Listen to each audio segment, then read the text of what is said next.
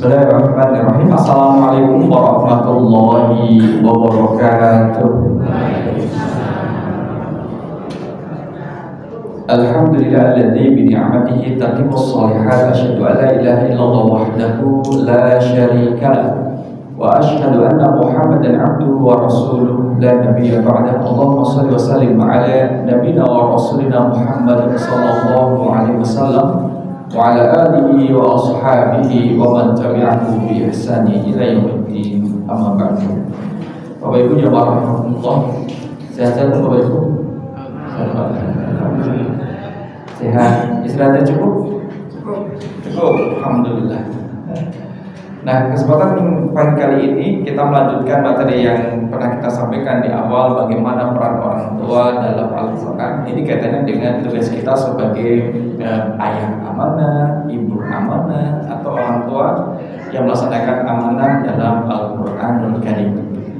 Kita sudah mengkaji beberapa pelajaran misalkan dari rumah sudah kita ambil pada bagaimana menjaga akidah putra putri kita, termasuk juga diri kita. Dengan perkembangan zaman, tantangan akidah adalah sangat variatif. Jika dulu pada masa Arab Jahiliyah, tantangan syirik itu adalah dengan menyembah patung dan berhala. Nah, sekarang tidak menyembah patung berhala di rumah, kemudian di tempat kerja atau di ruang terbuka, tetapi kemudian dalam bentuk yang lainnya, percaya pada jimat dengan modern dan sebagainya. Kemudian kalau generasi muda adalah pada zodiak. Pak Fi, zodiaknya apa Pak? Taurus.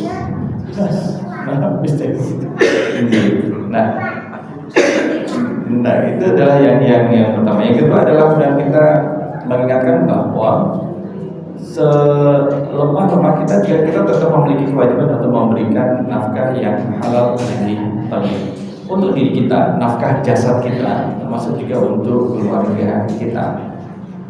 Di samping kita sudah memberikan yang halal lagi thayyib, kita juga mengingatkan untuk putra putri supaya tidak memasukkan makanan dalam dirinya yang haram.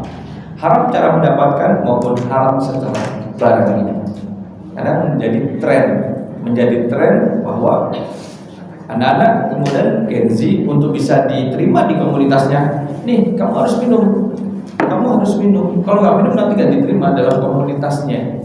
Jadi dia harus minum terlebih dahulu, kalau nggak minum nanti tidak diterima dalam komunitasnya. Nah itu kemudian menjadi salah satu tren ya kita mendapati. Kenapa kamu kok minum minuman keras? Karena dulu dipaksa sama temannya ketika SMA. Ya memaksa tidak di dalam kelas, tidak di sekolahan, tapi kemudian diajak keluar, kemudian didekatin dan diajak. Kalau lebih parah bahasanya apa Bapak Ibu? Dipaksa untuk meminum. Nah, waliyadzubillah. Yang ketiga yang ingin saya sampaikan adalah bagaimana kemudian kita menciptakan lingkungan yang baik di rumah. Bagaimana kemudian anak itu menjadi betah di rumah.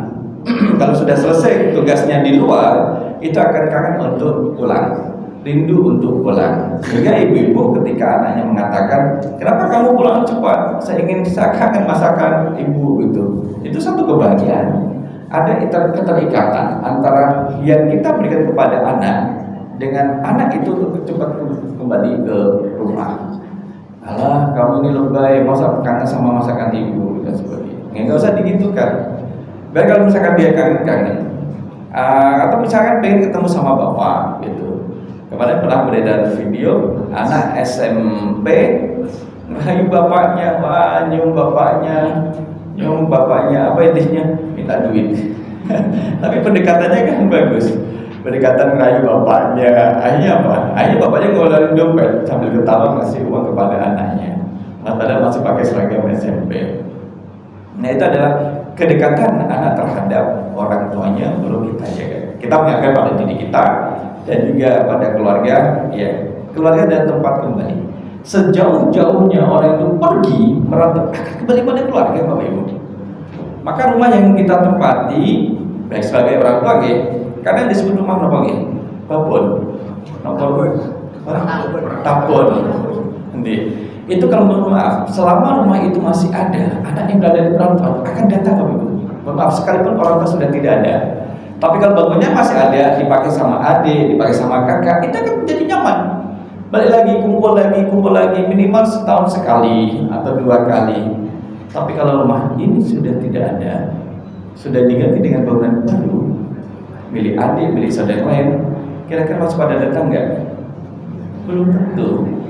Maka emak kami itu pernah bilang, nggak apa-apa Kis, kamu pulang dari Jogja ke Kudus, mumpung emak masih ada. Toh nanti juga kalau emak sudah nggak ada, kamu juga akan jarang. Betul, jarang sekarang. Mau pulang ke rumah dan rumah lama, mana nggak ada. Mau rumah saudara, dia punya keluarga, punya anak dan sebagainya, belum tentu ada kamar yang ready untuk dipakai. Mau tinggal di luar, di hotel terdekat atau penginapan terdekat, masa punya saudara nginepnya di luar, nah, kena omongan lagi. Kalau tinggal di tempat saudara, kasih dia harus kamu pindah ke kamar sebelah ya, biar di sini pakai ini, dipakai Pak Ade, Pak Ale, kemudian kamu pindah sekarang. Kasihan juga anaknya kemudian harus bergeser semalam 2 malam dari sebelah sana. Tapi kalau misalkan masih ada rumah tabor, oh, itu dulu kamar kita. Kalau meskipun dipakai sama keluarga, di saat kita datang akan dipersiapkan ini kamarnya. Ada kenangan yang ada di sana. Nah, ini menciptakan lingkungan keluarga yang sakinah. Sekarang misalkan putra putri kita masih remaja, masih muda, belum menikah, tapi orang tua kadang sudah memikirkan besok desain rumahnya akan seperti ini seperti ini. Bahkan ada orang tua mengatakan ini bagian kakakmu sebelah kanan rumah, yang sebelahnya rumah ini adalah adikmu. Disampaikan ketika mereka masih pada ada, disampaikan itu menjadi bagian dari hibah. Jadi kalau kamu mau pakai rumah ini, kamu bilang sama adikmu, karena sudah dibagi. Maka anak yang baik kemudian dia akan melaksanakan apa yang disampaikan orang tuanya. Mas, kamu di rumah ini ya? Jangan, itu untuk kamu, karena bapak dulu udah bilang seperti itu. Kenapa? Kamu kan perempuan, sudah ada tempat tinggal, penting. Kalau mas kan laki-laki, bisa cari tempat kesana kemari, masih fleksibel. Sehingga komunikasi dengan anak juga menjadi penting. Nah, ketika kemudian lingkungan rumah sudah tidak nyaman lagi bagi anak, tidak ramah, maka anak lebih suka menghabiskan waktunya di luar. Staycation-nya itu udah di luar. Oleh karena itu juga kadang kembali, orang tua malah nyuruh anaknya untuk keluar. Kamu kok di rumah ngapain? Sana keluar. Masa di rumah terus sih? Saya pernah dilaporin sama orang tua gitu. Saya bilang tuh, kenapa harus disuruh keluar? Dia itu tidak senang keluar jalan-jalan, gak jelas buang waktu, tidak tahu dengan siapa. Malah enak dia menghabiskan waktu di rumah dengan keluarganya. Masih bisa dengan keluarganya. Tahu kecuali kalau ada kegiatan di luar, baru dia akan keluar. Kadang orang tua tuh merasa keluar, jangan di rumah terus. Ya, lihat kondisinya. Jika di luar memang ada kegiatan di masjid, kegiatan remaja, kegiatan pemuda, boleh didorong. Hanya mau diajak keluar, itu lu kayak tetangga sebelah itu. Dia tuh pagi sudah keluar, nanti pulangnya jam 11 malam, kan enak dilihat sama tetangga. Enak gimana? Enak bagaimana dan sebagainya. Oleh karena itulah komunikasi kita dengan anak memang harus terbangun. Sudah ada grup keluarga di dalam WhatsApp, tanya-tanya untuk keluarga. Kemudian ada komunikasi. Dalam perjalanan saya ke sini tadi saya teringat gini. Kita yang kemudian datang di tempat pengajian ini, sudahkah kemudian kita menitipkan pesan baik terhadap orang yang ditinggalkan yang ada di rumah? Sudahkah kemudian kita mengingatkan, "Le, bapak ngaji dulu ya. Le, ibu ngaji dulu ya, kamu di rumah ya." Atau kemudian keluar masuknya orang tua dari rumah itu biasa aja. Biasa, tidak meninggalkan pesan. Ya sudah, keluar dari rumah ya juga keluar gitu. Ada juga tidak tanya, bapak keluar ya silahkan, nggak silahkan. Balik ke rumah silahkan, nggak juga silahkan.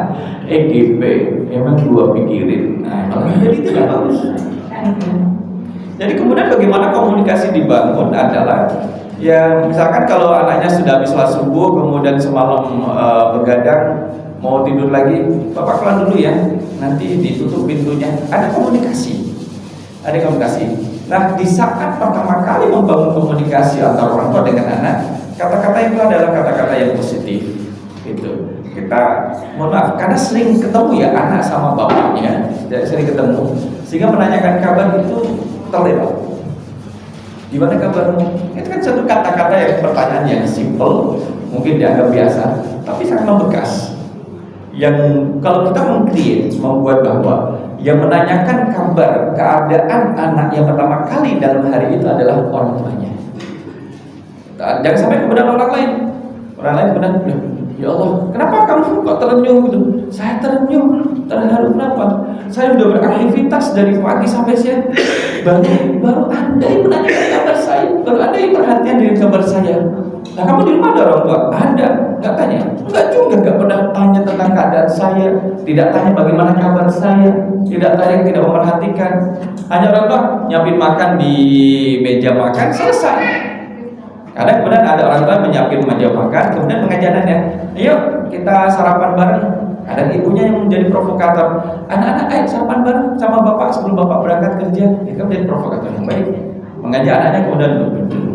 Ya Pak, sebentar, ini tinggal satu halaman. Oh, tinggal ketik satu halaman.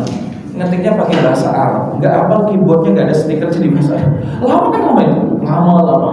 Jangan, nanti aja nanti. Nah, bagaimana masing-masing kita dari keluarga kita itu punya strategi untuk menciptakan lingkungan keluarga yang sakinah, mawaddah dan rahmah, anak menjadi betah pada waktu untuk berkumpul dengan keluarga. Nah, terkadang ketika misalkan kita memondokkan anak atau di boarding school, kemudian datang ke rumah, kan di boarding boleh bawa HP enggak? Kan nggak boleh bawa HP. Tapi ketika sudah di rumah, kasih HP. Ini pegang HP, karena nanti kan sudah tidak boleh bawa lagi ketika sudah balik ke pondok. Jadi waktu dihabiskan dengan HP, sama aja. Orang tua komunikasinya menjadi buntu.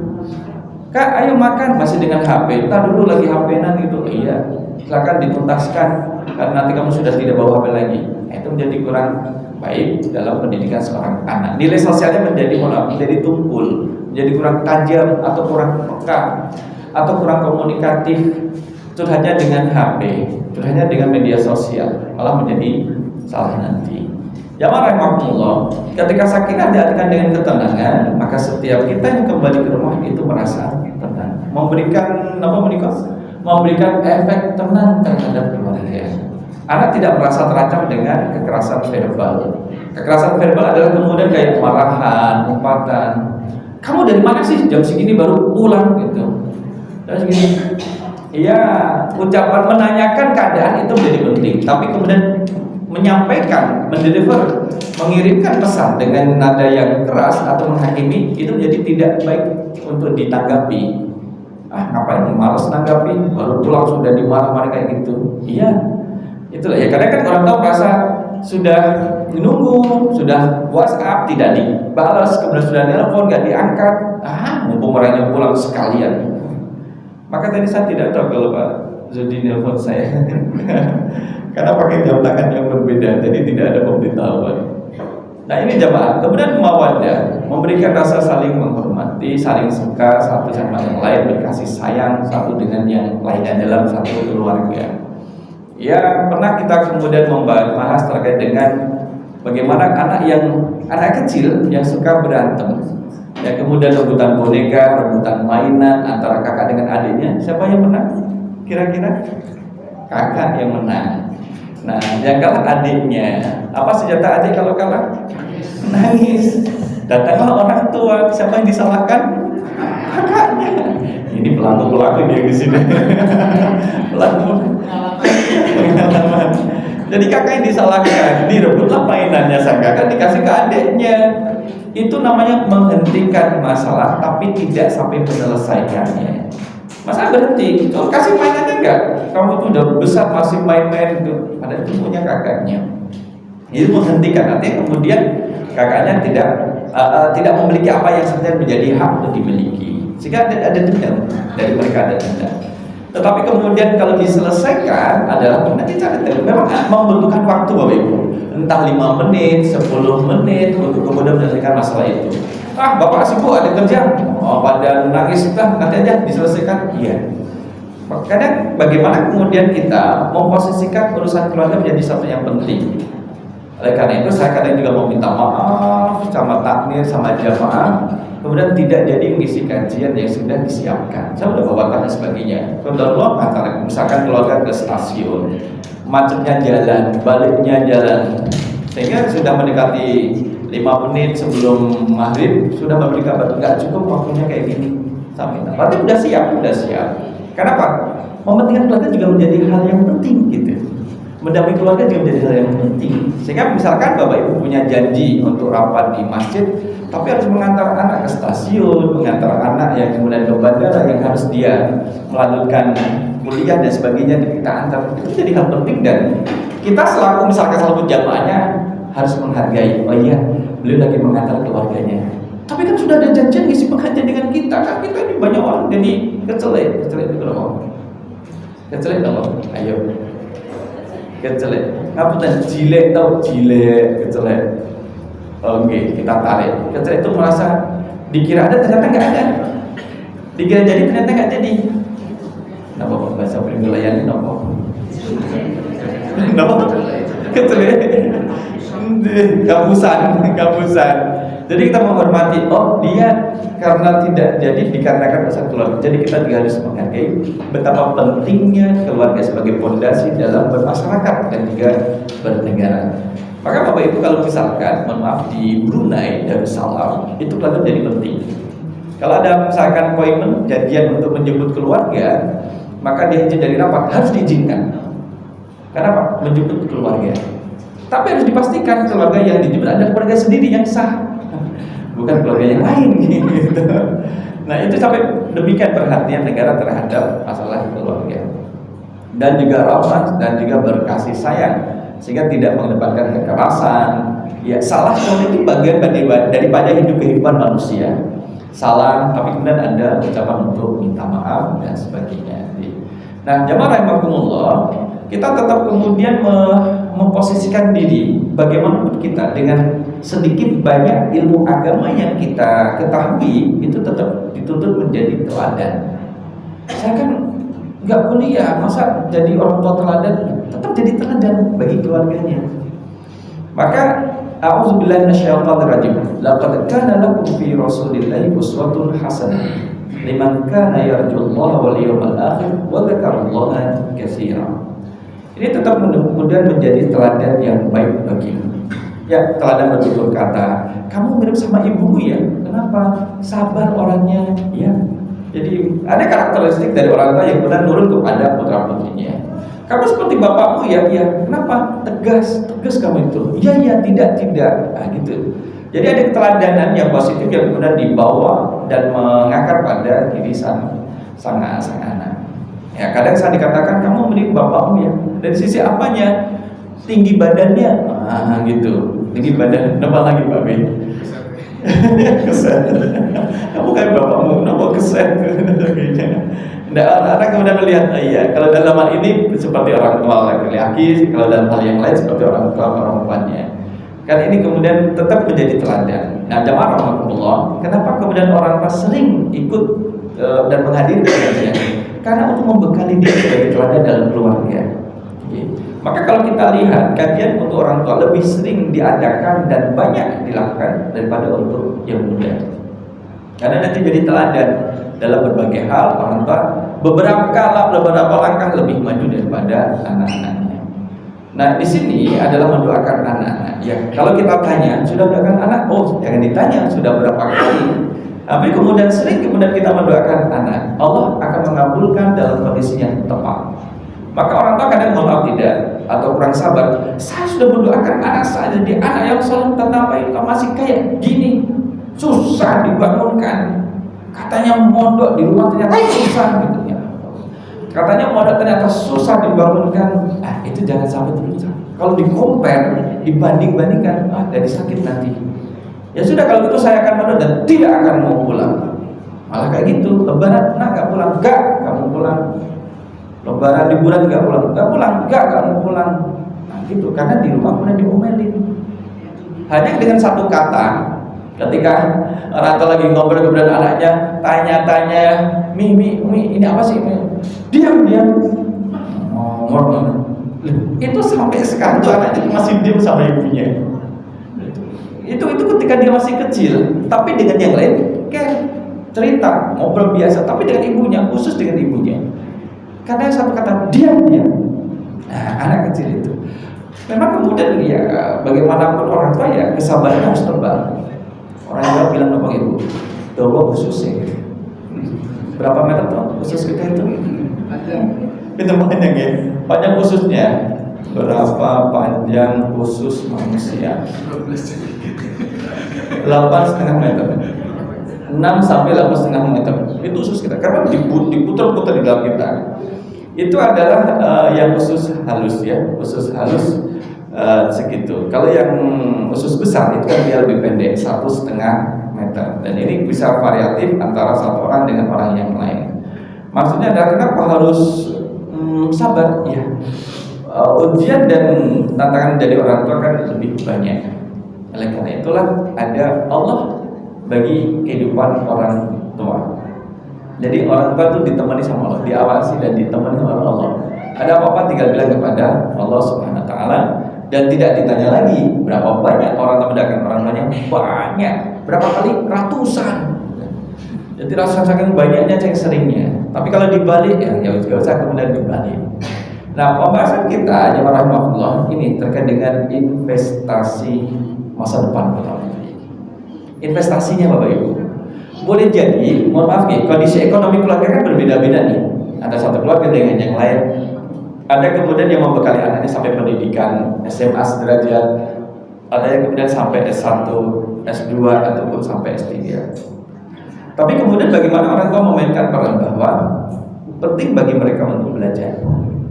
Belajar ini kan ada dua modelnya. Ada yang belajar formal, ada yang non formal. Jika kita bisa mendorong dalam belajar formal, berarti kan ada keseriusan dari sang anak. Ada yang non formal. Kita ini termasuk pembelajaran non formal. Kalau sekarang ini termasuk yang non formal, tapi tetap belajar. Nah ini tetap jadi dorongan. Bapak Ibu kalau kita lihat akses beasiswa itu juga banyak. Tapi kemudian untuk bisa maka harus dipersiapkan. Anak itu harus dipersiapkan dengan bahasanya, kemudian dengan bagaimana menulis CV-nya.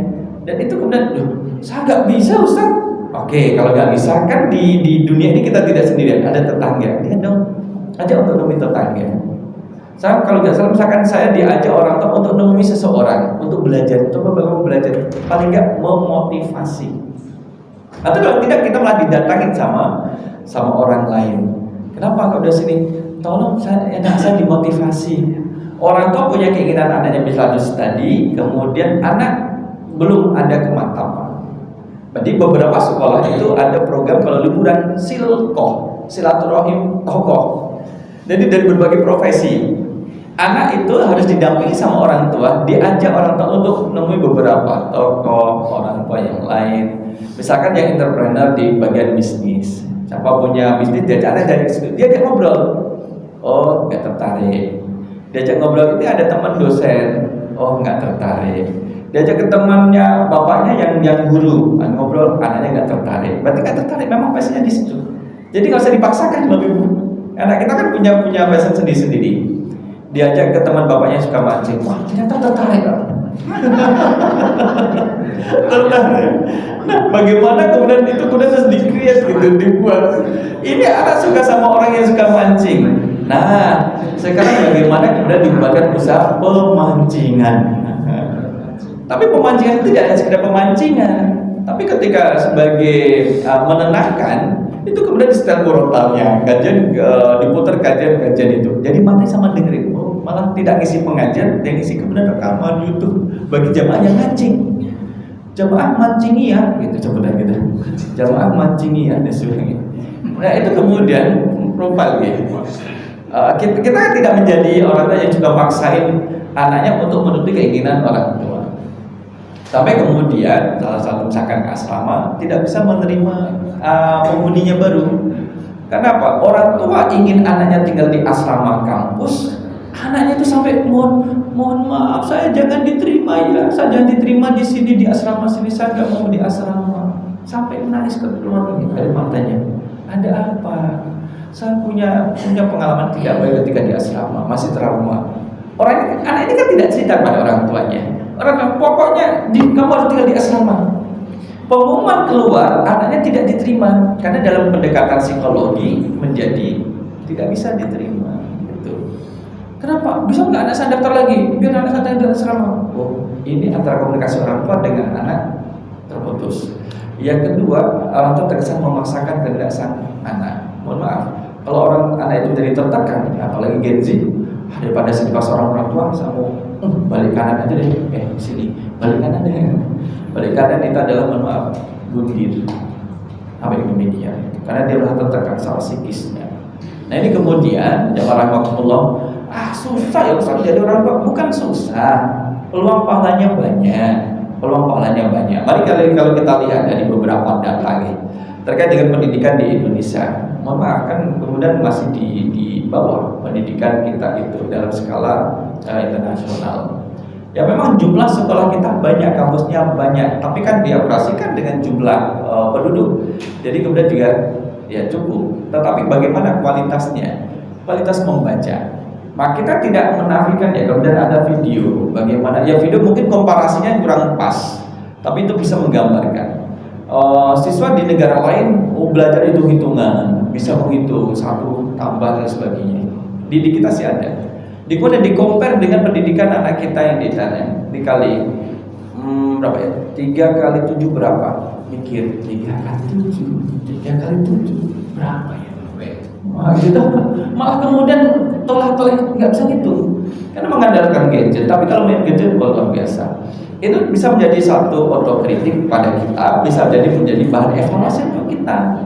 Jadi ternyata pendidikan putra-putri kita harus kita dorong. Negara sudah menyiapkan kurikulum, kemudian sudah menyiapkan fasilitas. Nah, bagaimana sang anak ini loh? Kan memang banyak faktor ya, kata internal eksternal yang mempengaruhi pendidikan sang anak. Jadi anak kemudian didorong dan sebagainya. Kemarin saya dikirimin sama orang rumah, ponakan kemudian ikut lomba presentasi buat PowerPoint. Kemudian nanti PowerPoint-nya bergerak dan sebagainya. Untuk anak kelas 5 SD. Ya, mulai dikenalkan dengan dunia digital. Bagus. Bapak Ibu bisa atau suka main coding tidak? Coding laptopnya bikin coding gitu. Beberapa sekolah mengajari coding untuk digitalisasi dalam dunia pendidikan atau menggunakan AI, artificial intelligence. Memang tidak ada pada zaman Bapak Ibu itu, tapi sekarang ini kan zaman putra-putri kita sudah dihadapkan dengan demikian. Jadi teknik mendidiknya jangan kemudian mengatakan kamu kok susah diatur sih, dulu ketika saya seusia kamu juga nggak susah-susah banget diatur. Nah, membandingkan zaman dulu itu dengan zaman masih makan geplek dibandingkan dengan sekarang ini. Sudah makan katsu, chicken apa lagi, rice bowl dan sebagainya, sudah beda.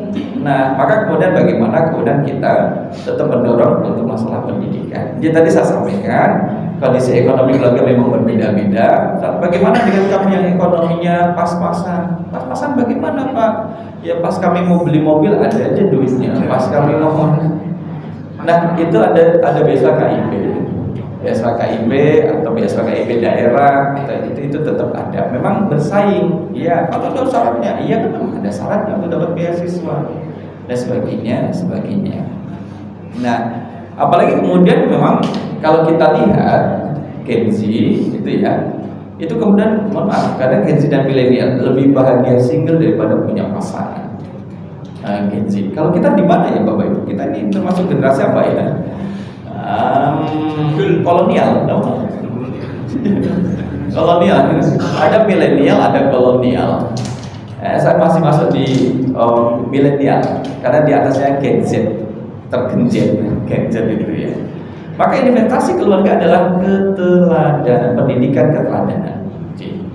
Ini kemudian kadang orang tua menjadi prototipe. Mohon maaf kalau saya dulu memaksakan diri untuk belajar sampai S1. Cita-citamu apa? Orang kan pada pengen jadi dokter. Mereka yang lahir tahun 80-an. Kamu jadi apa, guys? Saya ingin jadi SPD. SAG. SAG loh Ibu ya kan. Bukan sarjana agak gimana? Bukan sarjana alam gaib, sarjana agama gitu. Kenapa SAG? Ya karena kalau kita lihat mereka di kampung itu sampai SMP, mentok-mentok sampai SMA. Saya ingin satu level di atasnya. Ya memang susah. Maka ketika SAG, ngapain kamu jadi SAG nanti bagaimana? Saya juga nggak tahu nanti kalau jadi SAG juga gimana. Maka kemudian lanjut kemudian kuliah kan di sini di Gajah Wong. Alhamdulillah masuk semester ketiga nggak bisa bayar. Tapi waktu itu masih susah, informasi biasa kan masih belum ada. Gak adalah kemudian saya ngambil surat cuti dengan harapan siapa tahu Bapak ada uang untuk bayar. Tapi Bapak sudah komunikatif, Kis, semester ini Bapak tidak bisa bayar uang kuliahmu. Nah, terus gimana Pak saya? Bapak juga nggak tahu, nggak ada duit untuk bayar. Kalau SPP-nya saya zaman 2001 itu SPP-nya adalah 300.000 dan masih nunggu surat dari Sultan. Ada potongan informasi, terpotong 15.000, jadi bayar 285.000. Semester 1, 2 bisa bayar, semester 3 nggak bisa bayar Pak. Dan tak hitung-hitung 1 tahun saya di Gendeng, di Gendeng di daerah GK4 Timoho, itu menghabiskan duit setahun itu kalau nggak salah adalah 1.200.000 SPP plus tempat tinggal. Maka kemudian biar tidak mahal tempat tinggal, saya tinggalnya di sekretariat bersama IMM. Itu kan apa? Nyapu, ngepel, bersih, oropopo. Yang penting kemudian gratis. Tapi kemudian nggak bisa bayar, ya sudah keluarlah, saya keluar. Nah kemudian kuliah di Pondok Taruna Al-Quran di situ. Karena ada beasiswa 1 bulan $7 waktu itu dan tidak dikasih, hanya dalam bentuk makanan aja. Ya awalnya bagus, berkurang karena ada peristiwa 21 September itu jadi kena berdampak, kan itu biasanya dari Saudi. Artinya adalah yang kita pegang adalah Bapak nggak bisa kerja, nggak bisa biayain, boleh nggak Pak saya tetap di Jogja? Dan waktu itu saya masih merasa malu, masa balik ke kampung saya udah izin bilang ke kuliah di Jogja, masa udah balik ke kampung? Ada saat saya izin Pak, boleh nggak saya tetap di Jogja? Boleh, tapi Bapak nggak bisa biayain. Nggak apa-apa, yang penting saya dikasih ridhonya. Bapak ridho, kamu belajar, tapi nggak usah biayain. Nah itulah, ridho ini kemudian kita bawa, kita pegang, yang bilang sampai sekarang ini. Nah ketika S3, ibu tidak ridho kalau saya kuliah di King Saud University Riyadh Saudi Arabia. Pokoknya gak ridho, gue pengen ngerti aku mati ngatur. Itu Pak, bukan misalkan saya gak izin, gue pengen ngerti aku mati ngatur. Mati ngatur. Maka 2018 saya di King Saud University ke kampusnya, ketemu sama promotor dan co-promotor. Saya bilang, ibu saya tidak ridho, bukan tidak mengizinkan, kemudian tidak ridho. Kenapa kalau saya tanya? Karena sudah lama kamu tinggalkan saya di Mesir misalkan. Dengan katakan demikian, ya sudah, karena tidak ridho ya tidak jadi.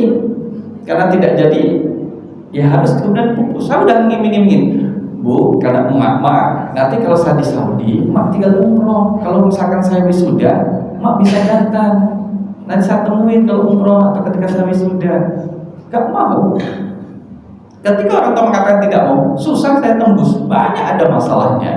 Sama seperti kemudian kita sekarang ini orang tua, kalau misalkan tidak suka terhadap perilaku sang anak akan mengalami kesusahan. Nanti kemudian bisa tanya, urusanmu bagaimana gitu. Itu akan ada kesusahan. Susah, iya, dalam hatinya orang tua masih belum ridho. Mungkin kalau kita lihat bahwa kadang kalau anak misalkan cari jodoh, agak berat ya, susah ya cari jodoh, agak berliku-liku. Iya, ternyata orang tuanya belum ridho kalau anaknya menikah.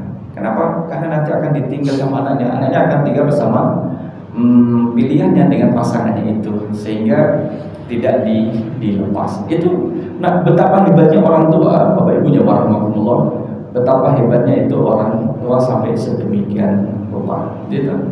Maka kalau kita lihat, nah di sini biar tidak jadi omong-omong. Ini promotor saya Bapak Ibu, namanya Ibrahim Ali Syamsan. Ini kami di Saudi. Ini beliau jadi pembimbing disertasi S3 saya. Kita udah komunikasi. Ya qadarullah tidak jadi ya. Saya sampaikan orang tua saya tidak ridho. Jadi Pak, udah kamu pulang bagi bentuk birrul walidain, sebagai bentuk birrul. Kali ini sudah S3. Makanya kali ini adalah di kampusnya. Saya itu di Jamiah Malik Saud, King Saud University. Bahasa jurusannya adalah sastra Arab. Jadi saya ini ilmu saraf. Sastra Arab. Sastra Arab. Ini co-promotor Prof. Ali. Ya beliau paham ya sudah. Sampai sekarang pun masih berkomunikasi. Bapak Ibu pernah makan daging unta? Nah, kami makan daging unta itu di Riau, diberikan sama beliau. Tapi di sini adalah betapa pentingnya kemudian orang tua dalam pendidikan, perannya di situ. Jadi misalkan saat saya keberatan anak saya kuliah, ya silakan disampaikan dengan baik. Keberatannya apa? Saya nanti ditinggal, saya perlu teman untuk kerja. Oh, berarti ada alternatif. Kuliah di, mohon maaf, universitas terbuka atau yang online, tetap berada di rumah atau pakai paket. Nanti kemudian zaman sekarang ini kan beda dengan 20 tahun yang lalu. Apalagi kemudian mohon maaf kemarin Gudang Garam merumahkan karyawan sekian banyak dan banyak perusahaan. Nah, kita harus membekali putra-putri kita. Kalau misalkan ijazah kan cuma selembar aja, cuma satu lembar, ngapain sih dicari-cari? Jadi monggo. Tapi bagi generasi 25 tahun yang akan datang 10 tahun itu jadi hal penting. Bahkan di sekarang ada namanya sertifikat BNSP, Badan Standarisasi Nasional Profesi. Jadi tidak cukup sama ijazah, tapi ada sertifikat kompetensi. Kalau kuliah itu kita sudah belajar apa, tapi kalau sertifikasi profesi kita bisa apa.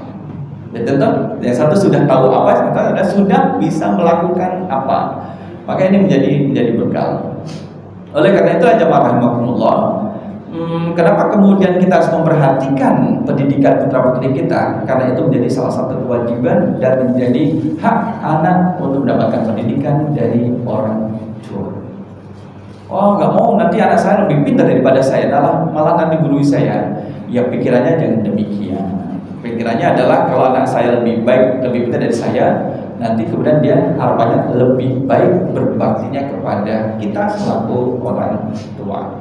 Maka pendidikan ini menjadi fondasi tepat untuk bekal kehidupan anak. Kita tidak lama hidupnya, tapi anak kan kemudian akan setelah hitungan manusia itu kan lama. Karena dia masih muda, tumbuh dewasa, jadi kemudian membina keluarga, nanti punya keluarga panjang, maka perlu bekal di sana. Kalau kita lihat lamaran orang cari kerja, Bapak Ibu, itu kan sudah banyak. Yang beberapa bulan lalu di Bekasi sampai kemudian ada yang jatuh di selokan. Karena berjejak-jejak di perusahaan padahal berapa formasi yang diperlukan. Ya inginnya misalkan orang tua, emak kok pengen kamu kemudian kerjanya di kantor. Itu didesain artinya adalah kompetensinya disiapkan. Kamu kan, mohon maaf kalau anak perempuan kan, kamu kan tidak kuat secara fisik. Maka bagaimana kamu membekali keterampilan di bidang TI atau IT Bapak Ibu ada yang belajar IT? Saya bisa IT, alhamdulillah. Ilmu tafsir IT ilmu tafsir. Nah itu menjadi bekal. Karena kan banyak ya, ada yang kemudian terbuka, ada yang kerja paket. Kalau sekolah kan ada paket A, B dan juga C. Tapi kemudian yang kuliah ada sistem paketnya. Jadi, nggak bisa kuliah kampus yang besar. Coba kampus yang kemudian yang terjangkau. Gak usah kemudian gengsi sama tetangga. Anakmu kuliah di mana? Ini di sini, di dekat rumah itu ada kampus. Kampus kecil. Iya. Ya Allah, anakmu kuliah di kampus kecil. Iya, nggak apa-apa. Misalnya kami seperti itu. Ya Allah, ya ampun, gitu. Apa urusannya dengan anak kita? Gitu. Emang kamu yang bayarin? Gitu. Nah, putra ibu kuliah di sana di mana? Itu loh kuliah anak saya. Kuliahnya di kampus yang besar. Ngerti nggak kampus itu? Iya. Iya, gitu. Di mana gitu? Kampung begitu. Dan sebagainya. Ya nggak apa-apa seperti itu. Masing-masing tanpa harus kemudian, bukan berarti yang kemudian di kampus yang kecil kemudian atas tidak boleh berhasil, atau di kampus besar pasti jadi belum tentu. Tapi yang penting kita asal orang tua memberikan hak anak untuk pendidikannya dengan keterjangkauan kita. Beasiswa ada dan itu memang perlu proses. Itu memang proses, nggak mudah balik tangan gitu. Dan mohon maaf, tidak perlu main sogok-sogokan dan tidak mau main tipu-tipuan. Sebelum saya daftar ke Kingston University, saya ada tawaran daftar di Jeddah, Malik Abdul Aziz University. Saya bisa diterima kalau saya merubah kelahiran saya 1 tahun lebih muda. Itu akan masuk saya. Tapi kalau dengan misalkan saya 82, tak rubah 83, saya bisa masuk. Tapi 82 nggak bisa masuk. Artinya saya pikir untuk dapat ilmu kenapa harus berbohong, ya kan? Untuk bisa masuk. Jadi sesuatu ilmu adalah sesuatu yang mulia, mendapatkan harus dengan cara yang baik, tidak perlu bohong. Sama seperti ketika misalkan kuliah di King Saud University Riyadh Saudi. Saya kuliah di sana, misalkan Allah bisa tinggal di sana. Tapi orang tua kemudian tidak ridho. Apa yang bisa saya banggakan? Saya kuliah di kampus yang besar, nomor 1 di Saudi. Kemudian terus orang tua nggak ridho. Bukan tidak mengizinkan, tidak ridho. Apa yang saya banggakan? Nggak bisa dibanggakan. Mendingan adalah kuliah di kampus yang bisa terjangkau, orang tua juga ridho, urusan juga menjadi beres. Maka ketika orang tua itu, saya tanya, Mak, Jogja ke Malaysia itu 2,5 jam. Jogja ke Kudus, Mak, itu 5 jam. Lebih dekat mana, Mak? Yo, Malaysia 2,5. Kan pakai pesawat. Boleh, Mak, saya kuliah di Malaysia? Boleh, boleh. Cuma mengatakan boleh saja. Karena waktu ada conference di Malaysia, malam jam 10 malam saya iseng daftar online. Paginya ke konferensi ketemu dekannya, sudah disambut sebagai mahasiswa. Sorenya makan bareng rektor. Dibilang, Prof, ini mahasiswa baru kita. Saya bilang, Dokter, saya kan baru daftar, belum diterima. Sudah diterima. Saya kan baru semalam daftarnya, sudah diterima. Sudah diterima. Hanya lancar, Bapak Ibu. Ini betapa hebatnya Bapak Ibu dalam pendidikan dan bekal terhadap putra putrinya. Jadi itu orang tua hebat, terus Bapak Ibu. Nah, tetapi kemudian dibalik kemudian ke anak kita yang polos, anak kita yang diam, anak kita yang imut gitu.